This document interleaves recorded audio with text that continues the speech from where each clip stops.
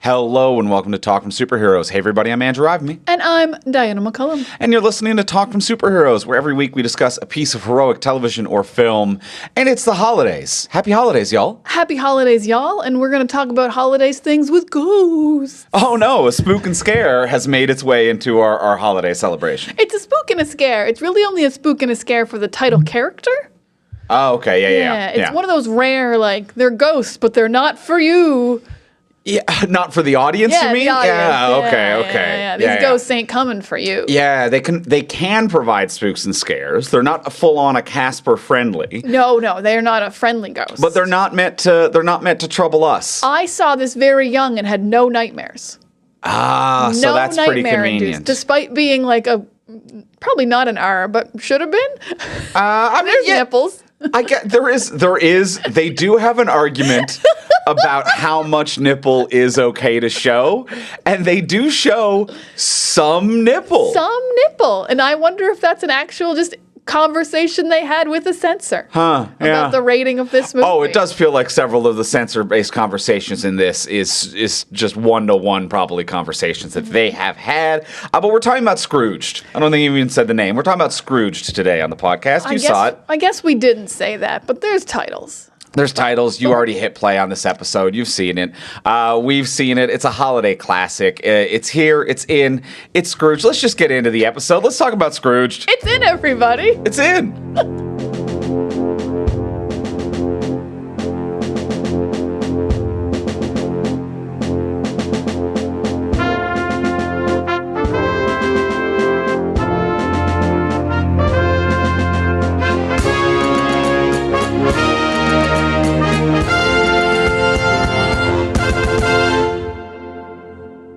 All right, it's in. We've seen Scrooged. Everyone's talking about it. It's those Charlie Brown signs, what's in and out. Yeah. Scrooged is in. Scrooged is one of those. So we're talking about Scrooge today on the podcast, a holiday classic, but also one that I think we both agreed while watching it that we apparently had never seen in full, maybe? I think I have seen every scene in Scrooged. I have definitely never seen every scene in Scrooged continuously in one viewing. Assembled together, yeah. Scrooged is one of those like classic TBS shows that over and over again every Christmas. So I think as children, young adults, we just, both of us separately in our lives, I can't speak for your childhood, just picked up pieces of this and I was like, I've definitely never watched this all the way through, but no scene was like, I have never seen this before.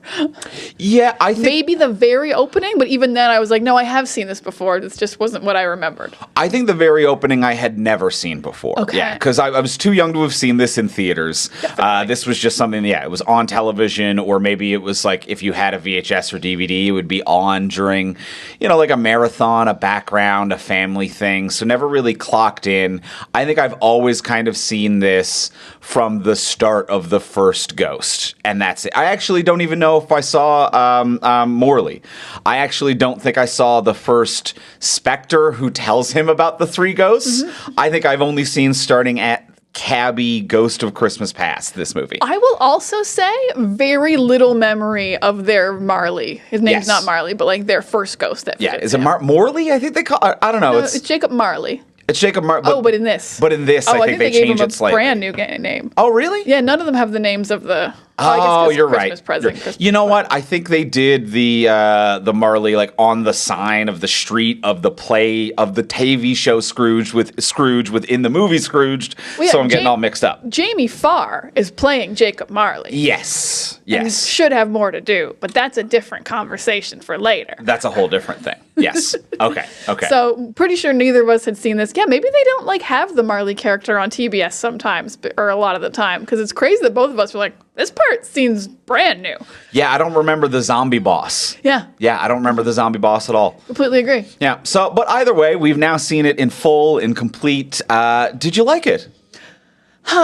I didn't think I liked Scrooged based on my memories of the TBS viewings of Scrooged. Yeah. And then we started watching this, and for a while, I loved Scrooged. For about 20 or 30 minutes, I was like, oh shit, I loved Scrooged. And then I only just liked Scrooged. So Scrooge is a like overall. Yeah. The first 20 to 30 minutes, slap. Yes. Oh my God, the jokes are coming fast. Bill Murray is like so good. All the comedic performances are coming together. Some are big, some are straight. It's creating this great energy. And then on the first Ghost, I like fine, and then from the second Ghost on, the kind of loses its energy, and like there's not really a big laugh after that. You kind of just were like, I get it. I guess I think that even though it's like a perfectly paced movie, it's only an hour 40, and it really does work in a lot of ways. But after the first Ghost, I'm just kind of like, all right, I get it now. I'm done watching Scrooge, but I finished it, watched all of Scrooge. So it's only a like for me, but man, parts of it are love. Holy shit. And the effects are super cool and the performances are great. It's so much better than a Christmas movie should be. Yeah. Let's say that about Scrooged. Andrew, did you like Scrooged? I think I'm pretty similar to you. I might be a little bit kinder towards it. I agree. I thought that this was my Christmas memories of this movie is that it's a movie that's okay. Like, I was like, I've never hated it. I've never loved it. I've never sought it out. I've been always just kind of neutral on this. And watching it, I'm like, this is way better than I remembered. I think this is really good. It's not great or a love. There's a magic that's missing. There's an X factor that isn't here that keeps it from getting up to that next level. So there's a factor that's missing that I can't quite put my finger on sometimes. But yeah, it is very good. So when I do laugh, the laughs are huge and big and so funny and really sticks to your ribs. And then yeah, I agree. There's a middle section where like it just kind of becomes about the ghosts and there isn't really that much comedy or that much heart yet. It ends with one really like good heartfelt moment of Bill Murray kind of delivering to camera, which he really sells and is a good performance and kind of makes me feel something that I didn't actually like feel during the journey or adventure. But yeah, there's a little middle drag where it could use either both more drama or more comedy, and it just doesn't quite sit well in either realm. Yeah, I'll completely agree with that. It's very much like it's very funny, and then you think you're getting to like the actual like like the things that are going to change him, and you're like, yes. But then he's like not really changed once he breaks out of each ghost, and then we get to the third ghost, and it's just really like, oh, he just didn't want to die alone, and that's not a good enough reason to change. It really wasn't like seeing the dead homeless guy, or it wasn't seeing what it did to his girlfriend or anything. It was really just like, oh shit, that would suck. Now I'm a good person. And it was very sudden. It wasn't like he gradually changed through the three ghosts, it didn't seem. No, yeah, it was more I want my own value proposition. So it was still self-serving at the end to be like, oh no one was around serving me at the end of my life. And that sucks. Therefore, I will change so that I get more of the things that I enjoy. Versus, yeah, I agree. It also feels like a very like he's met death. Death has kind of doomed souls inside of him. And once you learn that there are doomed souls, which implies a hell and a heaven, and then you're like, I'm going to be a good person now, that's not really goodness. That's I want to go to heaven and not get tortured in hell.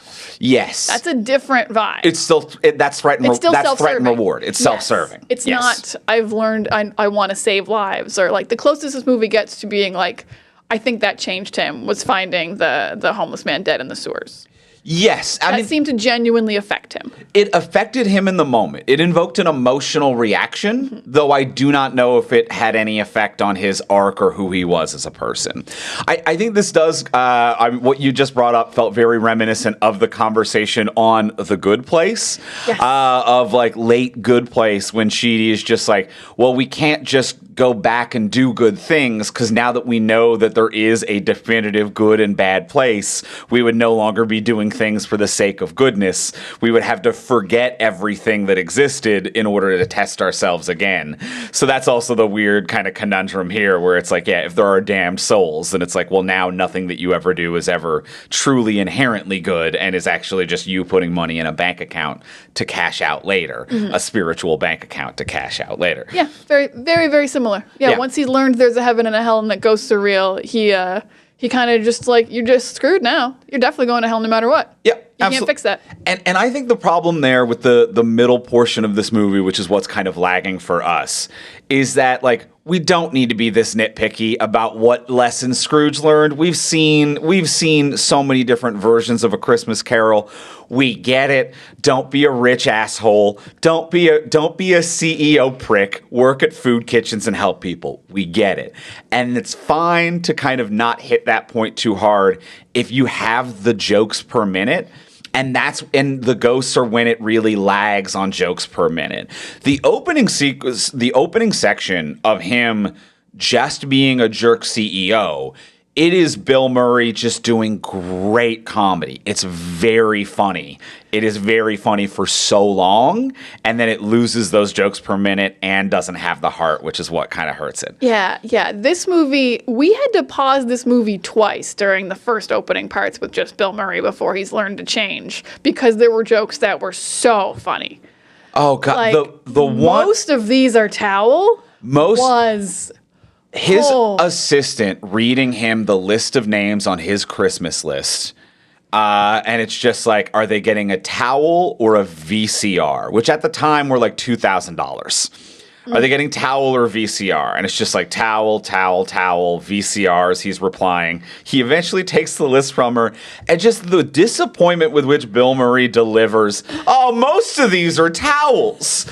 To be like... They're your friends.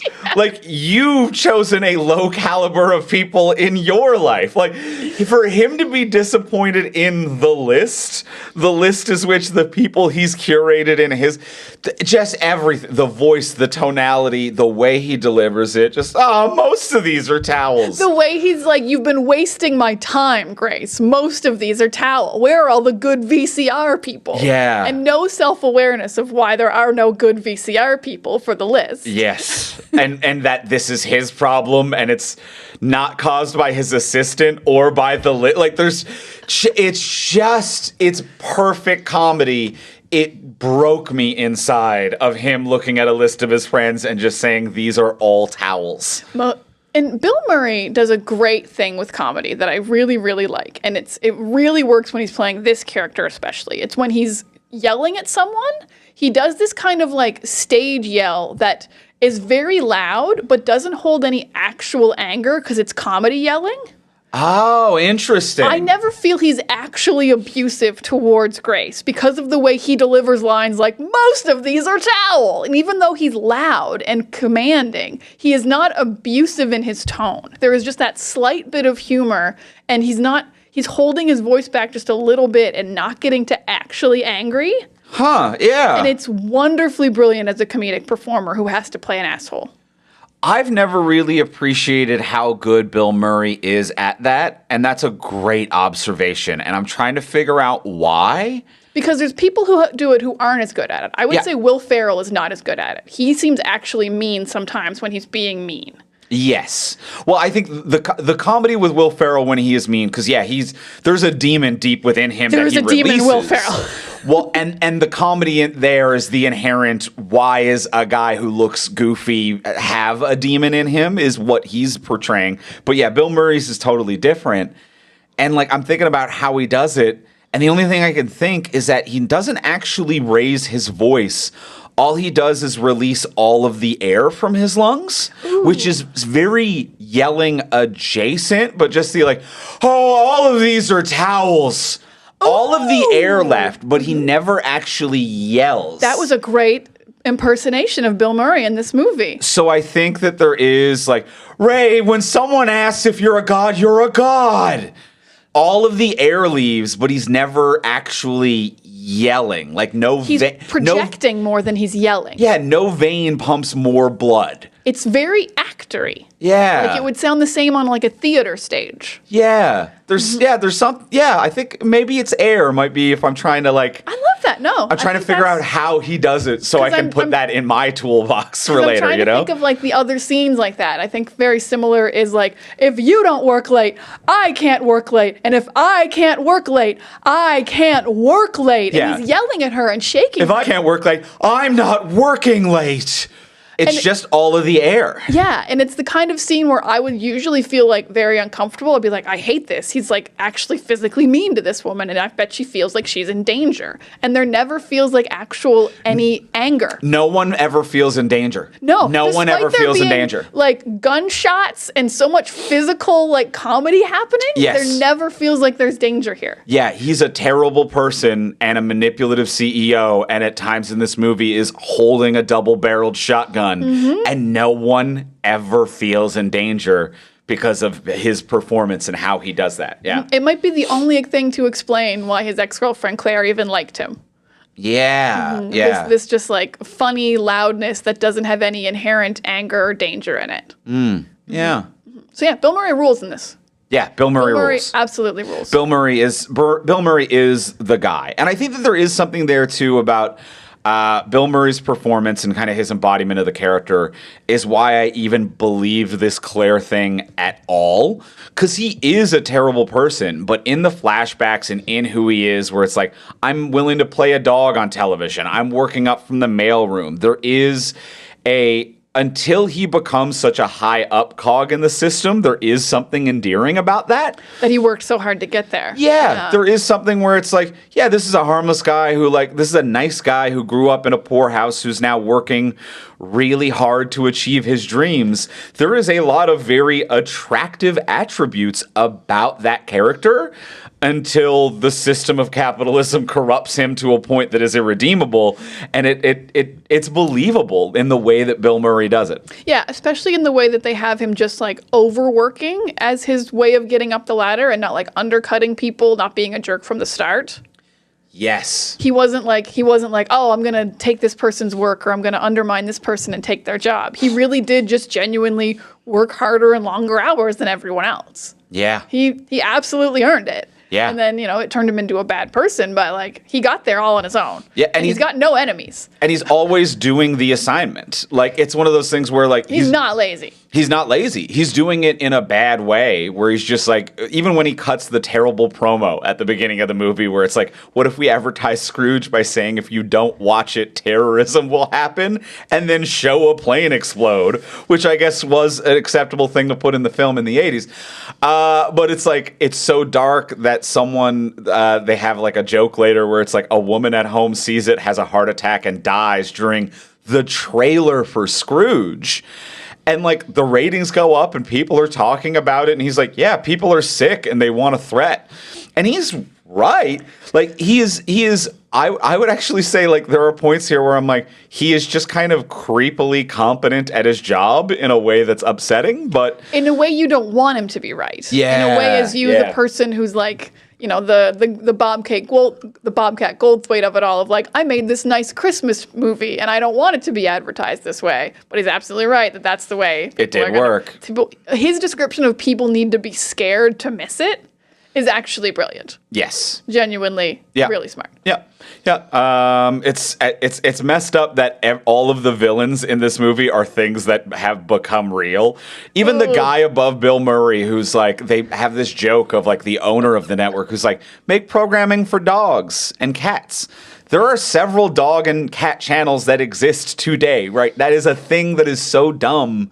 People have done it. People have done it. I mean, we're in a different era of like, you can have just a free streaming channel for your dog to watch when you're not at home. It still shows that it is a profitable thought for a television executive to have. Yeah, no, it was an idea that paid off, but they also pay it off so good comedically throughout the movie, this film of like, oh, he owns like 18 cats. And then his cats are like, there's mice in the Scrooged. And like, it really has very subtle but very funny payoff. Pays off real good. Pays off real good. His delivery is also great, the boss. Oh my God. Just shots of random images to keep interest.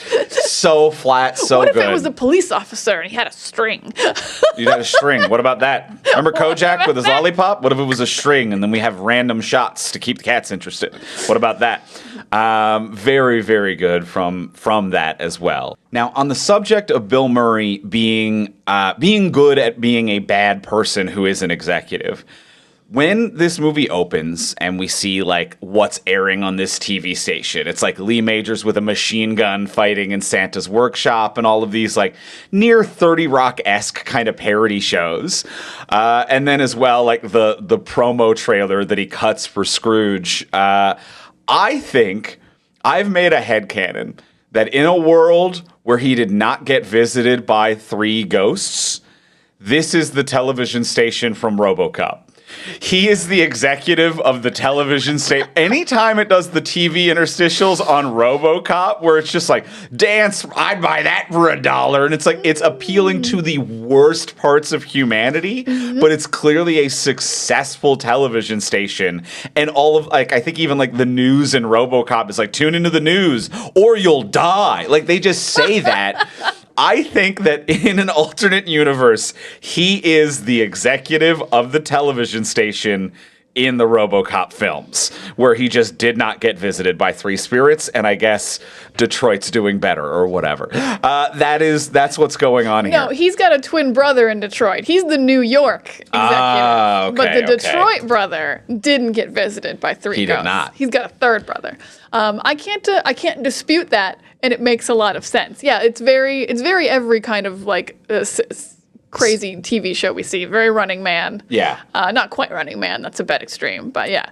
I will say a few of them are like touches of Simpsons for me. The Bob Goulet in the gondola singing is very Simpsons-y. A Cajun Goulet Christmas, yes. And him awkwardly looking back as an alligator's following him, and he's just looking nervous while singing. It felt like they took a gag from The Simpsons and just reenacted it. Yeah. Very, very similar, but all the other ones were very RoboCop. That was the only one that was like silly. Yeah. Yeah, that was the only one that felt very Simpsons-y. I'll give you that. But yeah, the other ones, RoboCop for sure. Especially RoboCop like the Santa Claus with the guns movie, which we don't even really talk about much. He seems to think that's great, which matches his vibe. Mm-hmm. He doesn't have any notes for Santa Claus, Lee Majors, guns. No notes. The reindeers were killed, or whatever the hell the movie was called. Yeah. The rain death or whatever. Very good. Now, and on the TV executive side as well, you mentioned Bobcat Goldthwait's character. I think it is so funny to see, even though he's pretty good in this, the miscasting of Bobcat Goldthwait, to be like him playing intellectual nerd, a thing that I don't really see him, like him playing a man on the brink. Yes. They cast him for who he becomes and not who he starts the film as. It's so funny that watching this, I'm like, oh, this is a role that was written for Rick Moranis. It was absolutely written for Rick Moranis. Oh, was it actually? Oh, no, I agree. Oh, okay. But I was going to say it was definitely written for Rick Moranis, and then they were like, oh, shit, that's just Ghostbusters again. We can't just do Ghostbusters a second time. There's ghosts in this, and Bill Murray, and it's New York. We can't just do that again. Sorry, Rick Moranis. We can't let you have this role, even though it's clearly meant and written for Rick Moranis. It's also the exact same role as Ghostbusters. Yeah, nerdy, stuffy office man who goes berserk. But yeah, Bobcat does a good job of going berserk, and he only has to be smart. And he's not even so much intelligent as he is moral. Yeah. He has a moral stance, not so much a like, here's the numbers and the data. I also get the impression that it's like he has still put together this live multinational broadcast show. It seems like that was his, like, he'd been working on it. So it does still seem like it's like, this is a man who, even though we may not explicitly see it in the film, has worked his way up and has put together one of the largest and most ambitious productions in television history. Mm-hmm. Are you saying Bobcat did? Or Bobcat. Oh, okay. Yeah. I feel like it was more... You think? More Bill Murray. Okay. He's like, it's my baby. It is his baby. Yeah, fair enough. It's weird some of the things that we don't see that he has like put in. He's like, it's the biggest baptism ever in Africa. And I'm like, we didn't see any of that. And that's the thing you wanted? That doesn't have any of the... I think just wanting everything. Like just throwing like in between scenes we're cutting to random stuff. Yeah. I think it's very funny that Scrooge has a $40 million budget. Scrooged, the movie, has a $32 million budget. Very funny. Very funny. This movie costs less than the movie within the movie. The movie within the which movie is a fictionally costs more. Live movie, which shouldn't cost $40 million. It shouldn't cost $40 million. I don't know what you're spending that money on. That's an episode of Stranger Stranger Things, which also shouldn't cost $40 million. $40 million. Yes, but. Yeah. But also, also NBC tried this as well. We mentioned that, like, the pet thing that, like, you know, TV stations do now, pet shows. NBC for a while was doing, like, live telecasts of musicals. Do you remember this? Where, like, NBC was like, we're doing these live events that are, and everyone was this does not work and we hate it. I think they did Grease and Rent. And I think they might have done a couple other, Other ones? Okay. Yeah, and they were not successful, and NBC was like, but it's wildly expensive. It's exactly, NBC did the thing in Scrooged. It's wildly successful. I don't really want to see a live musical when I'm like, could you just record a version that no one fucked up? Yeah. Because the Rent one, I think it was either Rent or Grease, I can't remember. One of the actors in rehearsal broke his leg, and they didn't have an understudy for whatever fucking reason. He did the play in a wheelchair, and it was the only reason it got any press. So he did them a huge favor. I didn't know this. By breaking his Where's leg. Jocelyn when you need her? I know. I might be getting all these facts wrong. She's screaming at home right now. Jocelyn! She's like, it was neither of those plays, and it was a sprain. And I know exactly which actor it was. Listeners, if you just listen quietly in the distance, you can hear a scream right now. Of our friend Jocelyn. And it's Jocelyn somewhere. Oh, boy. There's just a Jocelyn-shaped hole in the wall in the side of her home right now. She's my ghost of Christmas past. She's going to haunt me next week. The ghost of bad musicals from I Hate It, But I Love It is coming here. To teach me a lesson about getting the facts wrong about NBC's live musicals. Perfect stuff. Since we're on music, we do have to say, I mean, I guess he did a good job. This is Elfman just being Elfman.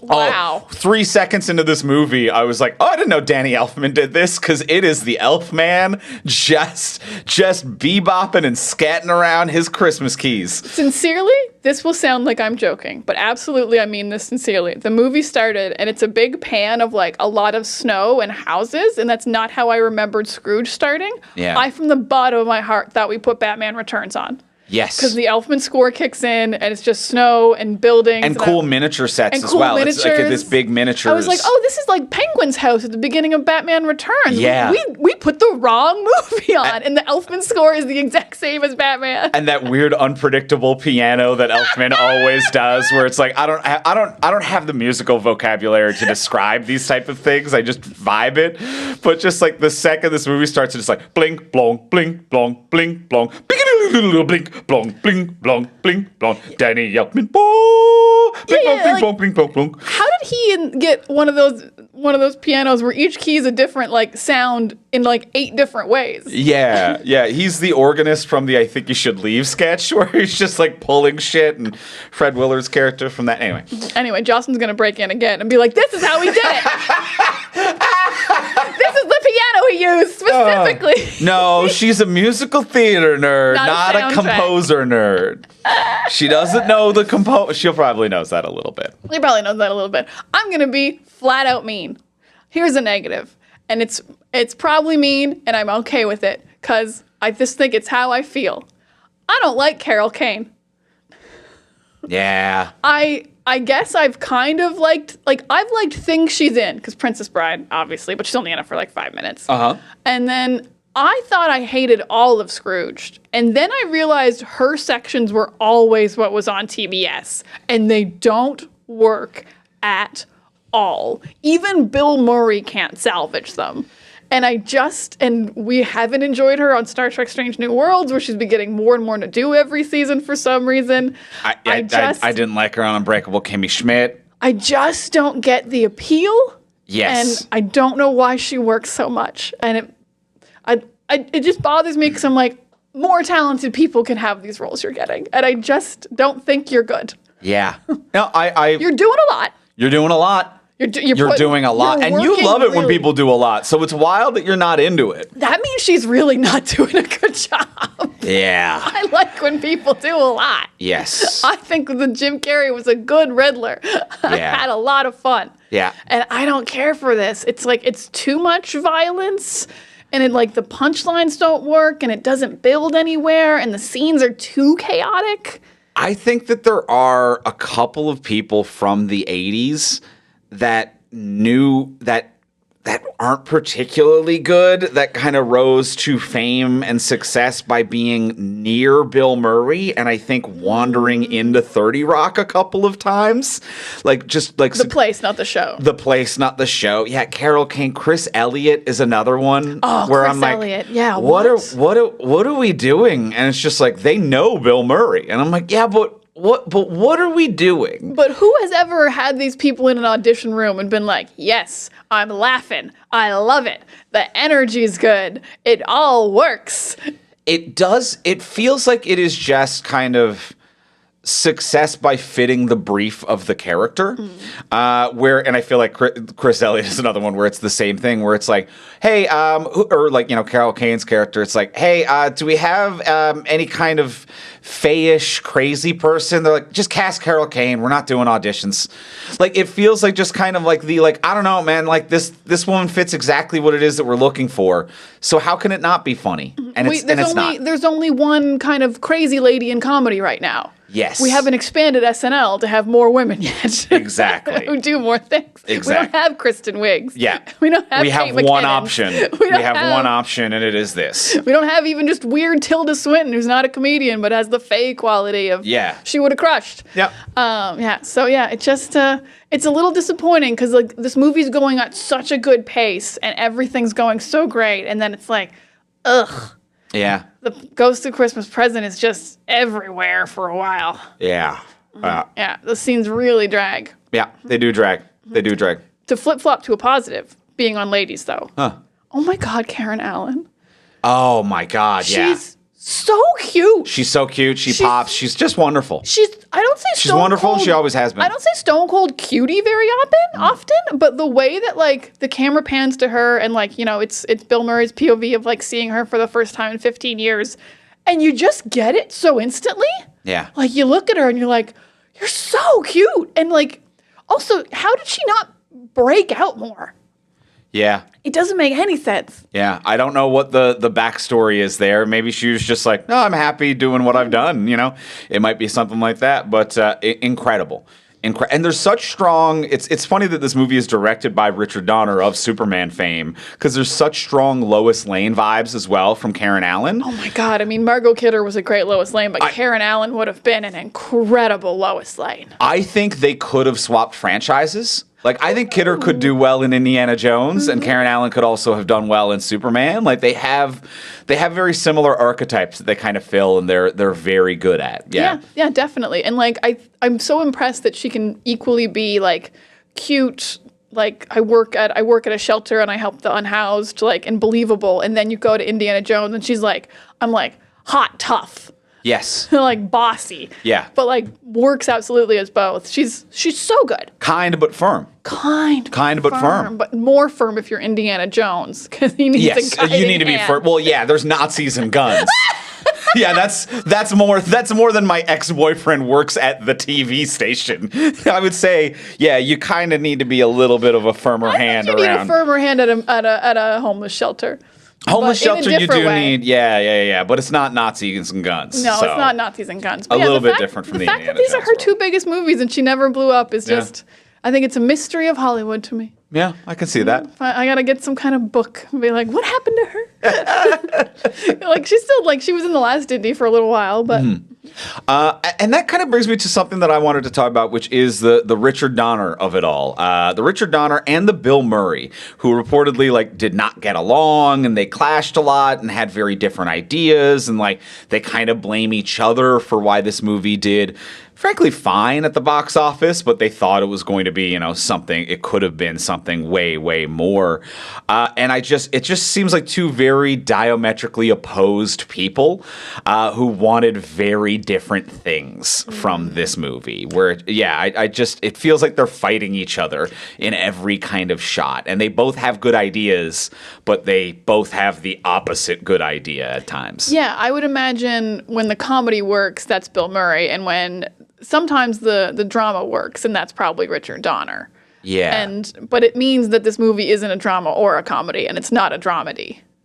Yeah. Because the comedy dies out about 30 minutes in, and then the first 30 minutes doesn't have any drama. Yeah, I agree with that. So it just makes the tone a little bit, like, not quite right. Yeah, yeah. And I think the tone's not quite right when Bill Murray starts getting whackety slappity with other comedians. The comedy doesn't work and the heart isn't there, which I think is kind of the middle section. I think that when the movie is funniest and also at its most charming is when he's with either Alfre Woodard, who plays his assistant, or with Karen Allen, who plays his romantic interest, Claire.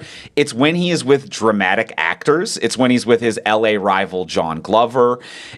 Anytime Bill Murray is the comedy guy in a room full of people that Superman director Richard Donner cast, this movie really works. Because it's Bill Murray trying to improvise and elevating things a little bit on a set where everyone else is sticking to the script.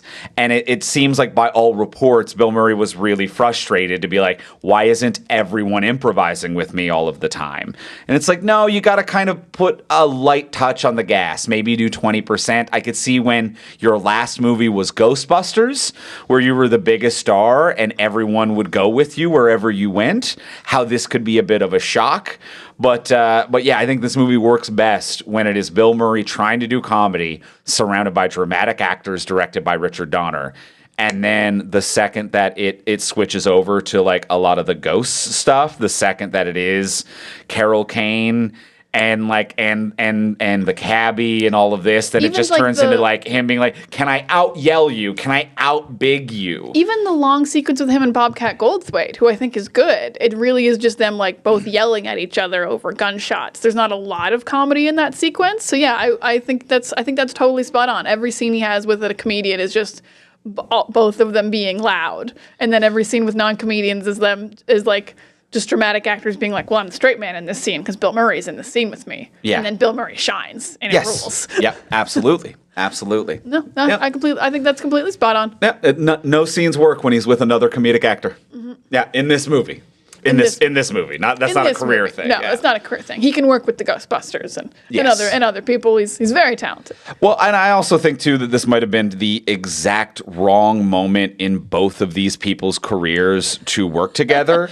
Where it is a Richard Donner post kind of being burned and having bad blood with a studio or with anyone who tries to change his projects. And then we have a biggest movie star in the world, fresh off of Ghostbusters and SNL. No one makes more money than him. He does not want to read the script, wants to change everything and improvise it because that's what he does. And he thinks he's the funniest man in the world, Bill Murray. So a man who's like, everything's clay and I mold it. And then a director who's like, I'm tired of people changing my things. It is the exact wrong time for two people to work together. I can't believe how much you just described Bill Murray as his character in this movie. Oh, shit. Huh. As a man who's at the top of his game, doesn't want, wants things the way he wants them, is the highest paid guy on the lot. Huh. And then I don't know if Richard Donner parallels quite as well, but there is something trying to change the work of a director who's like, can we just tell the story of Scrooge? And him being like, what if we changed it and made it bigger? What if we made it bigger? There is something about it is risky on the Richard Donner front of being like, I just got a lot of studio interference from Superman. Yeah. And now I'm making a movie about how hard it is to make a movie.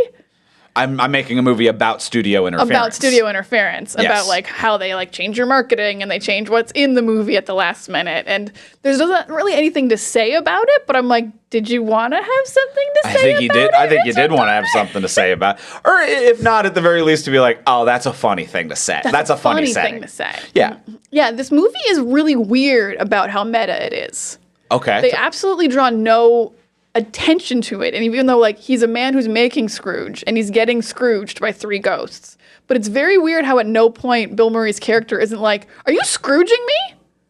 You're the ghost of Christmas past, or you're the ghost of Christmas. He doesn't say it. He just goes along with it like he doesn't know what Scrooge is. Yeah. It's fine. It doesn't really not work. But maybe I'm just coming at it from a very 2000s on kind of perspective of what we do with meta narratives, which is you're like, oh, I'm being Scrooged right now. And you're like, oh, are you going to show me my death, the ghost of Christmas future? But he has kind of no trope awareness as he goes through the three stages of of what's happening. He doesn't know that he's gonna have you watched any of the things He's never a step ahead. He's never a step ahead. He says he won't cry when he sees his mom, but he doesn't know that he's going to his childhood home. He has no idea that the Ghost of Christmas Future just shows you your death, which is how it always happens. Yeah. Yeah, that's even though he's been at rehearsals for this live production. I assume you have read the script. This is a really great point. So it's just, it's very interesting to watch an 80s version of what meta was, which is not drawing attention to it being meta. Huh. See, I thought you were on the meta subject, I thought you were going to bring up like Bill Murray, cast member of SNL, now going on live television to do a monologue. Like there was something there as well, but no, not even breaking that.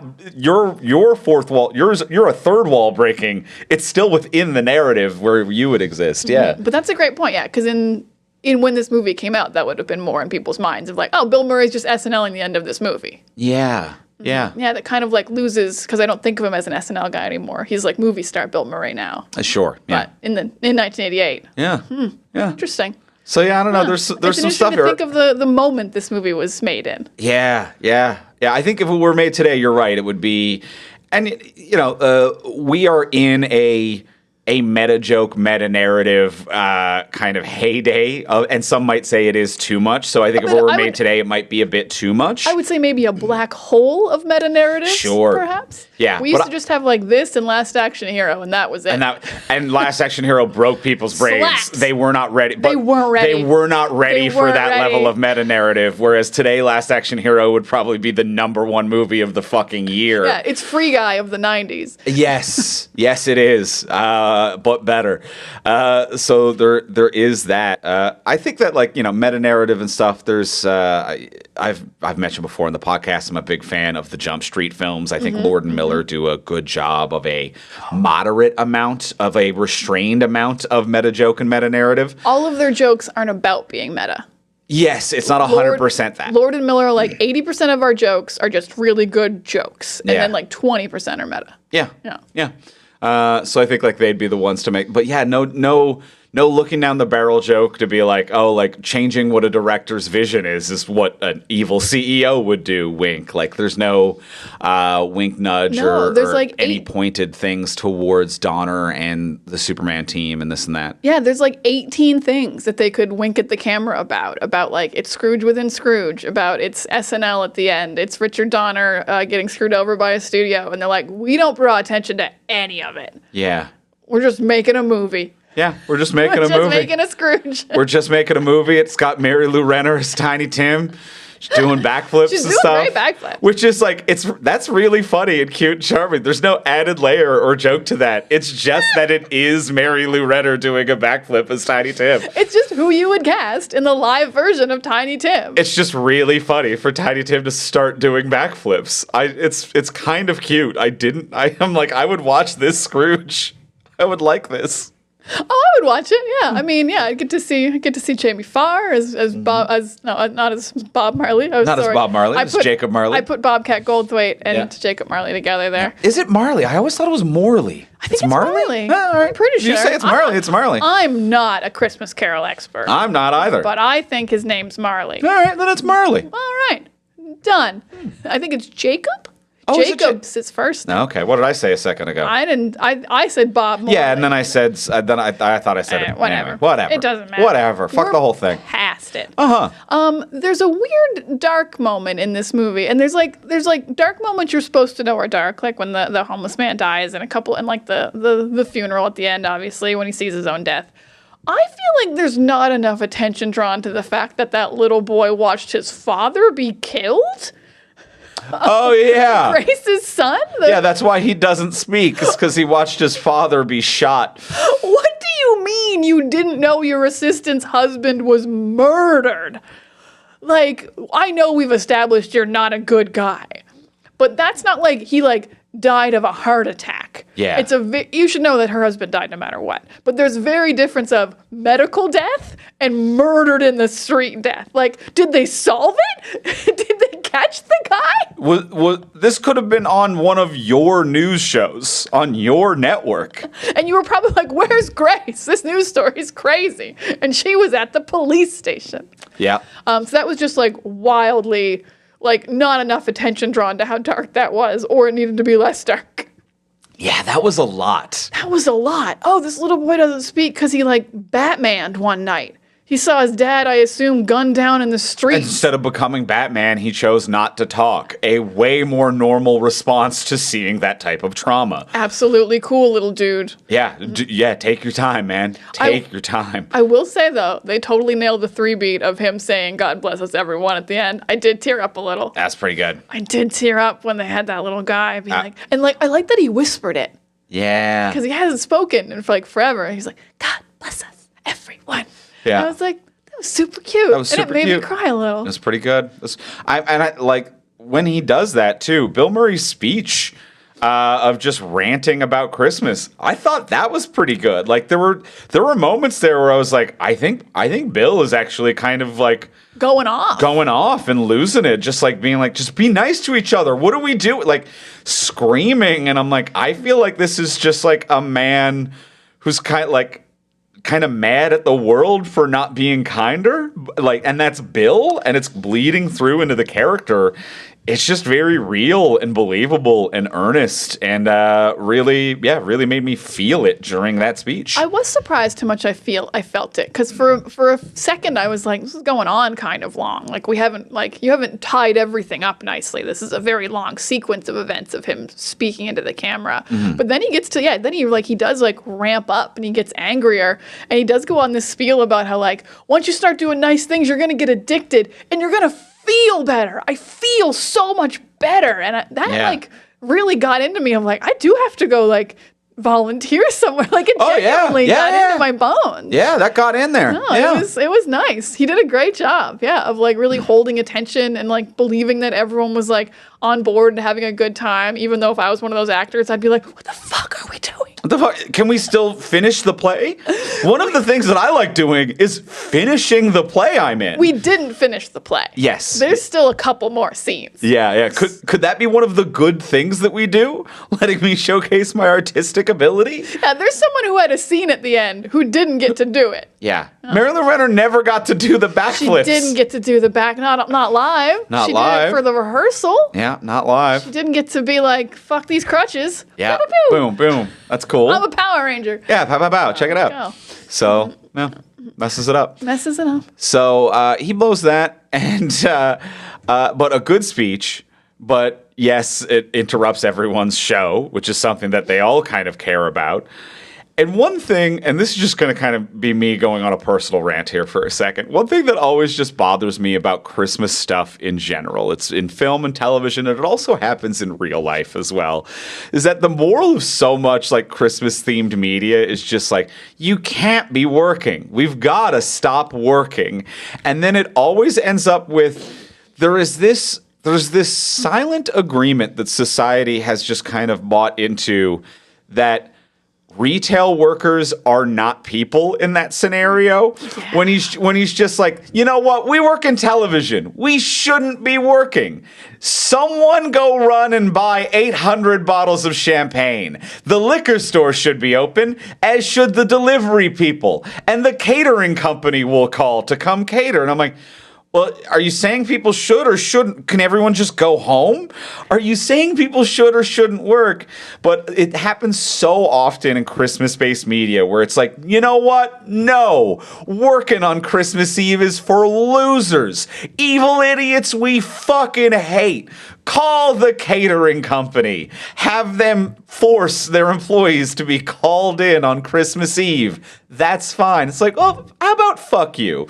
Is how I have felt about it as a person who has his own personal trauma of spending 10 years working retail and Christmas being the absolute worst month of my life when people are the most stressed out, cruelest, meanest, heartless, absolute sacks of human fucking garbage.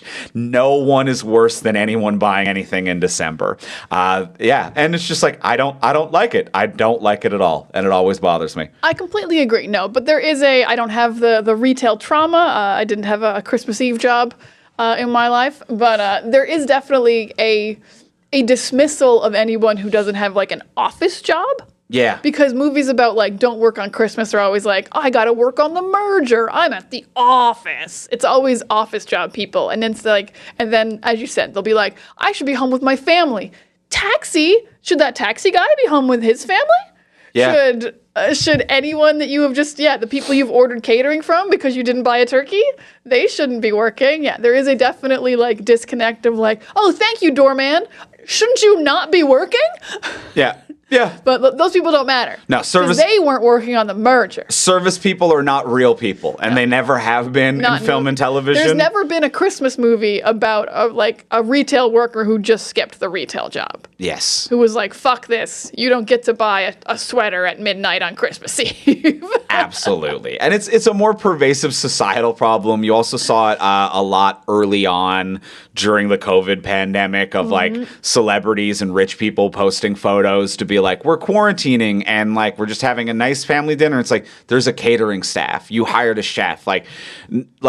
No, you're not. I'm not saying that it's inappropriate for you to do that, but I am saying that you're not alone in this room. That like these other people are not specters. They're service workers and they exist and they're real, and they're here, which is why I really appreciated the show Superstore for this. Oh my God, they nailed it. They nailed it from someone who worked so many years of retail. So much of the Christmas episodes of television and Christmas movies and stuff like that is like, why don't you get on board? If you look around, it's actually completely beautiful and magical. And Superstore was the only one they would do regular Christmas episodes, and with the exception of the first season's Christmas episode, which they hadn't quite found their stride yet or figured it out, all of them were just like, you know what Christmas is? It's a day like every other. It kind of sucks, and you have to go to work, but sometimes your coworkers do something that's a little funny, and that's not bad. And then you go home, and then you're not working anymore. And that's nice. And that's the only thing they have to say about Christmas. And I'm like, that's what Christmas is. It's a day when you're at work and it sucks. That's what Christmas Eve is. It's a day when you're at work and it sucks. But occasionally one coworker does a goof and you're like, fuck, oh yeah. And that's it. And it feels so real to me. So, but that's me on a side note of going off from Scrooge saying we're having a party now. This is our Christmas episode. It's the only Christmas movie we're doing this year. This is where the rant goes. This is where we put it. If we don't put it here, it doesn't go anywhere. If you're shopping this year, be incredibly nice to every single person working every store you ever enter. And shop early if you can. Shop early if you can. They want to go home. They want to go home. Shop early. Be respectful. Tip if it's a place where it's appropriate to do so. Be incredibly kind. That's what you need to bring. Fuck. Yeah. That's amazing. Well, I'm feeling good on Scrooged after that rant. How you feeling? I love that. I like that how after we talked about Bill Murray's big rant, you're like, I got a rant for you. Stop buying nice. shit. Be nice to the fucking people who are working the stores. If you see a door person, they exist holding that door open for you. Thank them. You say Merry Christmas. You tip their ass fucking good. Every goddamn thing you can afford. People working at restaurants are still working. You're not taking the day off. You're taking the day giving other people more shit to do. Try not to do it. Be nice to everybody. Kiss your family square on the lips. Let's go in for the close.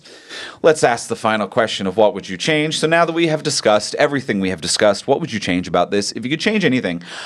Before we do ask that final question, we will remind you, as we do every week, please take a moment to rate, review, and subscribe on Apple Podcasts, Spotify, Podcast Addict, or wherever you happen to get your podcasts. It helps us move up the charts. It helps us find new listeners. It's a very kind thing to do. It means a lot to us. So take a couple minutes and do it. Why don't you? Just do it. That's a little Christmas present for Andrew and Diana. That's for us. We're going to be working on Christmas. We're just going to be watching movies. That's our job, though. That's our job, though. That's our job. We actually do have to see Avatar very close to Christmas. Yeah, we do got a couple bit of work. We do have some work. And that's 3.5 hours. So actually, we will be working on Christmas. Yeah. I mean, 3.5 hours, and then you add the podcast time, and then the editing time, and then the upload, and the scheduling, and the social media. That's a full 8-hour workday. We're cranking to the theater and back. We're cranking in a full 8-hour workday. On Avatar, especially. On that one alone. So yeah, wherever you're listening to this right now, you can probably leave us a 5-star review, and we would love that as a little gift to us. Yeah, and as well, if you've got a little bit of money in your budget, you can also support the show monetarily. You can head over to our Patreon page, where you can subscribe at whatever is in your your budget, you can, whatever's left over, you can give a little gift to us. You can do even $1 a month. That helps support the show greatly. Those add up a ton and are super meaningful. And with $1 as well, you'll get our webcomic early, and you'll get some exclusive posts that go up there. For $3, though, you can get these episodes early and ad-free. Or for $10, you can get an exclusive bonus episode of this podcast every single month. This month we did Anaconda. Anaconda, that's right. Because Anaconda, the remake, is coming out later this month. So you can check out Anaconda over on the Patreon page right now. And if you sign up at that $10 level, you get immediate access to the total back catalog. Check it out. All the options available over at patreon.com/fromsuperheroes. That is patreon.com/fromsuperheroes. And now, let's go in for the close. Let's ask the final question. Diana, what would you change about this movie if you could change anything? You've kind of messed up my change a little with your rant. Oh, no. Because hear me out. My change was, my big change is I recast Carol Kane. I don't have anyone to recast her with because I don't know 80s actors that well. But there's got to be someone better. Yeah. Who's not going to kill the energy. Apparently, from what we discussed, it should be a straight person, like a flat actor and not a comedian, because that worked better with Bill Murray in this movie. But that's not for me to say, even though this is the what would you change section. Because my biggest change is, even though the rant is so good that he goes on and it's meaningful and you do feel it, he still hasn't physically done anything to change. It is still just words. And he's gone to Claire 3 times already with just words and not actually changed. So the fact that he hasn't actually done anything bothers me. He hasn't had a big action or any actual movement towards change that is I did this thing, even though he's saying he's going to give Bobcat Goldthwait more money or whatever. He's also probably going to go to jail and get fired. He's not going to have any money. He was also at gunpoint when he did that as well. Yeah, it was under duress. So I would like for him to have done something physically as something to actually show change. What I was going to say is he could have sent buses to pick up all the people at the homeless shelter because they didn't have turkeys to come to the studio and have their party. But now I feel bad about the bus drivers who are working on Christmas Eve and the caterers. So now my change doesn't feel good in my heart. But I think they did establish that the homeless shelter doesn't have enough food for Christmas Eve. So I think that would have been a good he immediately he switches on, he's different, he sent food or he sent them to come here where there's food. Mm-hmm. And that would actually get Claire to the studio because he would have sent cars to the homeless shelter. So she would, it's fun that she took the little crazy cab. But I think I just wanted... I want a different Ghost of Christmas Present, and then I would like an actual action along with this really good speech that he gives, so that Claire can actually trust that he's changed this time, and not just has more words, because he's good at words. But I would like an action along with words. Andrew, what would you change in Scrooged? Interesting. I really like that. I don't think I had one on the top of my head. So I'm going to piggyback off of yours and say, yeah, it does need to be more actionable. That's something that I definitely felt. I didn't have it queued up as the change, but something that involves more action. You're right. The turkey thing was the perfect setup. They don't have any turkeys.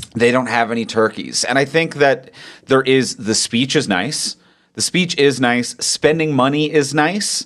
And then I still think he needs to do something kind. I think he needed to go out in the streets and find that guy who died and save him or something. That needs to be present, as in the same day. As in around today this happens. You can stop this.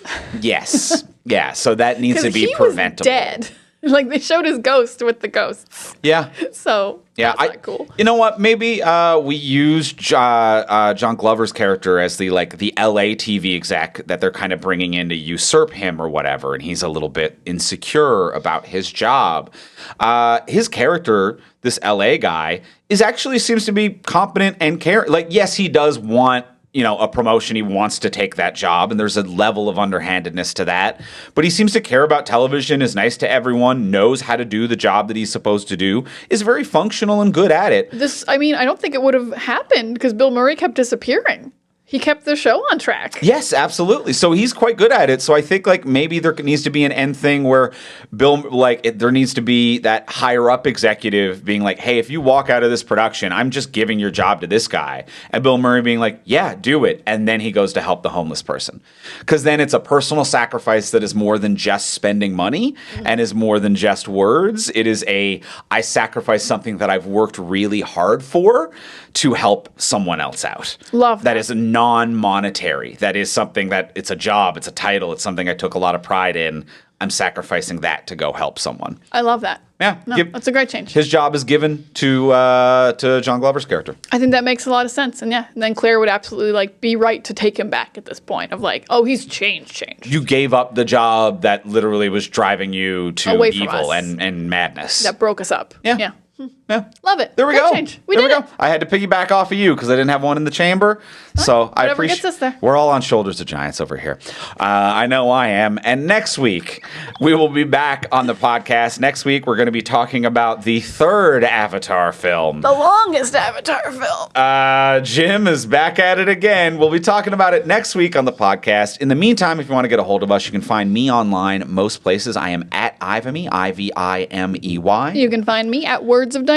And you can find both of us at From Superheroes and check out everything we create over at FromSuperheroes.com. And we'll talk to y'all next week. Bye.